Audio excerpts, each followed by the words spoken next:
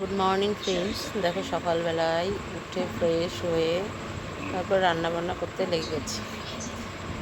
তো আজকে simple recipe কাঁঠালের বীজ ভাজা ভাজা করবো, আর এদিকে কলমি শাক করবো আর মাছ করবো। এই যে কাঁঠালের বীজগুলোকে আমি হালকা তেল দিয়ে ভেজে নিলাম।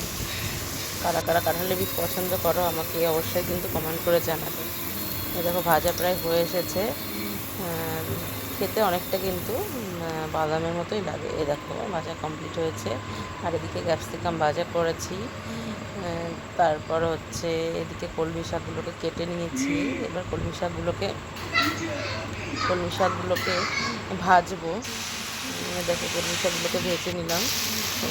তোমরা কারা কারা কলমি শাক পছন্দ করো অবশ্যই কমেন্টে জানাবে। কিন্তু প্রত্যেকদিন শাক খাওয়া উচিত। দেখো মাছগুলোকে পরিষ্কার করে ভেজে নুন হলুদ মাখিয়ে তারপরে ভেজে নিলাম। এই যে মাছের ঝোল বসিয়ে দিয়েছি, পাতলা মাছের ঝোল করেছি। আর এদিকে বিকেলবেলায় চাউমিন করেছিলাম। চাউমিন